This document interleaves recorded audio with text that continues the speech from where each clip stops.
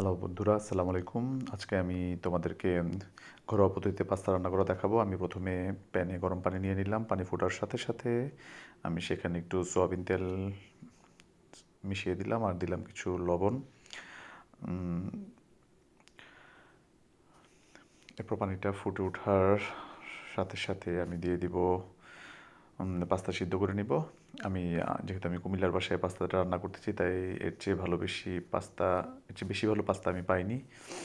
কিশোয়ানের pasta দিয়ে তৈরি করছি। তারপরেও কিশোয়ানের পাস্তা অন্যান্য পাস্তা, দেশি পাস্তার তুলনায় অনেক বেটার, কারণ আমার পাস্তাগুলো ভেঙে যায়নি। আর পাস্তা না ভাঙার পিছনেও কিছু টেকনিক আছে। সেটা হচ্ছে পাস্তা পুরোপুরি সিদ্ধ হওয়ার আগেই পাস্তার প্যানটাকে গরম পানি সহ নেমে রাখা লাগবে। তারপর একটু ঠান্ডা হওয়ার পর পাস্তাকে তুলে ফেলতে হবে।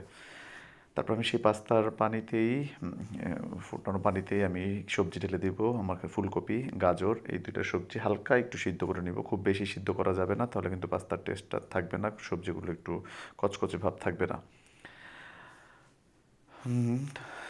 পাস্তা আমার খুব ফেভারিট রান্না। আমার পাস্তাটা খুব স্পেশাল, এবং এই পাস্তাটাও স্পেশাল হবে। Restaurant fail. আজ পর্যন্ত যে কেউ খেয়েছে আমার হাতের এই পাস্তা, সবাই বলেছে ভাই রেস্টুরেন্টের চেয়ে বেটার।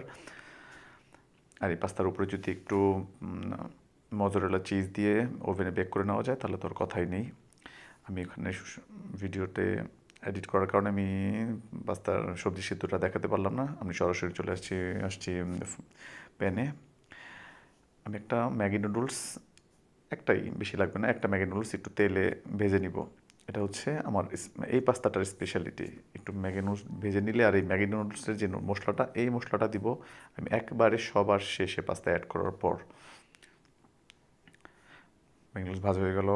আমি একটু সেই তেলের মধ্যেই 1 চামচ বাটার দিয়ে নিচ্ছি। 1 টেবিল চামচ বাটার দিয়ে এই চিকেনগুলো ভেজে নিব। চিকেনগুলো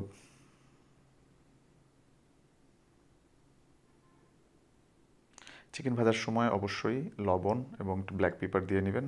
আমি যে ব্ল্যাক পেপার ছিটিয়ে দিচ্ছি, আর একটু লবণ দিয়ে দিচ্ছি। একটু বলতে পরিমাণ মতো, খুব বেশি না আবার খুব কমও না।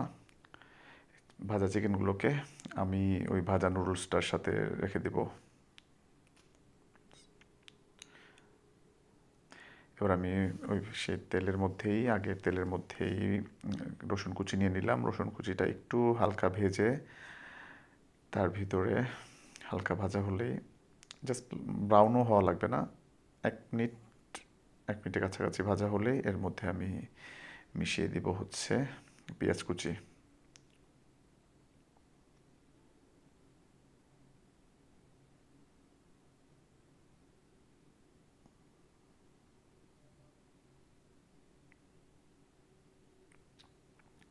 এবার পেঁয়াজ কুচি দিয়ে কিছুক্ষণ নাড়াচাড়া করে ব্রাউন করে নিব।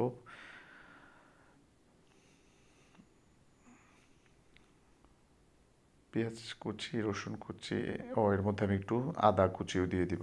আদা কুচিটা দেওয়ার কারণ হচ্ছে, আদা কুচিটা কুচি কুচি করে আদা দিলে, আদা কুচিটা যখন পাস্তার সাথে দাঁতে নিচে পড়ে আর কি, যে একটা আলাদা টেস্ট পাওয়া যায়। কিন্তু এই টেস্টটা যাদের পছন্দ, তারা আদা বাটা দিয়ে দিবেন, আদা কুচি দেওয়ার তাদের দরকার নেই।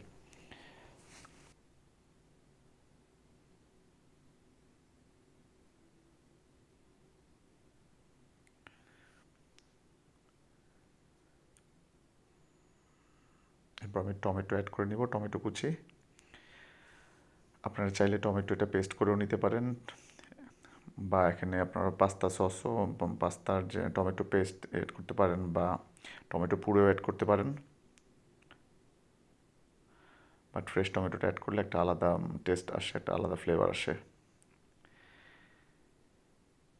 আমি এখানে 1 টেবিল চামচ সয়া সস দিয়ে নিলাম। 1 টেবিল চামচ একটু কম আমার পাস্তার প্যাকেটের অনুযায়ী। সবাই বলতে পারেন আপনি তো ডাইরেক্ট বোতল থেকে ঢাললেন, আসলে বোতলের মাপ আমি সেই মাপ অনুযায়ী ঢালছি। আর ভিডিওটা নাড়াচাড়া হচ্ছে কারণ আমি এক হাতে ভিডিও করতেছি আর এক হাতে কুক করতেছি। মশলাপাতি যা আছে সব এক হাতে আমি দিচ্ছি। এটা আমার কুকিংয়ের ফার্স্ট ভিডিওই বলা যায়। এর আগেও ভিডিও করছি, বাট নট প্রফেশনালি, ইউটিউবে দেওয়ার জন্য নয়। আমি এখানে কিছু ব্ল্যাক পেপার আর লবণ অ্যাড করে নিলাম। এখন আমি অরেগানো অ্যাড করব। অরেগানো 1 চা চামচ অরেগানো অ্যাড করলে যথেষ্ট একটা পাস্তার জন্য, একটা বড় প্যাকেট পাস্তার জন্য। আমার এই অরেগানোর বোতলে 1 চা চামচের মতোই অরেগানো ছিল, তো সেটা পুরোটাই দিয়ে দিলাম। এরপর আমি একটু অ্যাড করে নিব হচ্ছে ক্রিম। 1 টেবিল চামচ ক্রিম অ্যাড করে নিচ্ছি। ক্রিম আমার ঘরে বানানোই ছিল, ক্রিম, মিল্ক ক্রিম আর কি।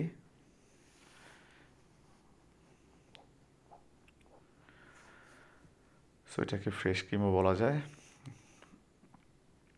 এরপর আমি মুরগির মাংস, ভাজা মাংসটা আর হচ্ছে নুডলসের যে ভাজা নুডলসটা অ্যাড করে নিব। অ্যাড করে নিচ্ছি কিছু টমেটো সস।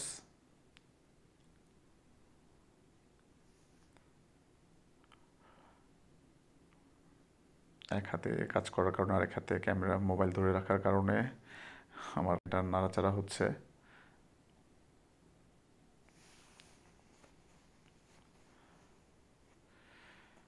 এরপর সসটা যখন তৈরি হয়ে যাবে, মোটামুটি যখন টমেটোগুলো গলে আসবে, তখন আমি যে সবজিটা অ্যাড করে নিব, ক্যাপসিকাম, গাজর আর ফুলকপি তো আগেই সিদ্ধ করে রেখেছি, আদা সিদ্ধ করে রেখেছি দেখেছেন, সাথে ক্যাপসিকাম কিন্তু আমি সিদ্ধ করে নিই।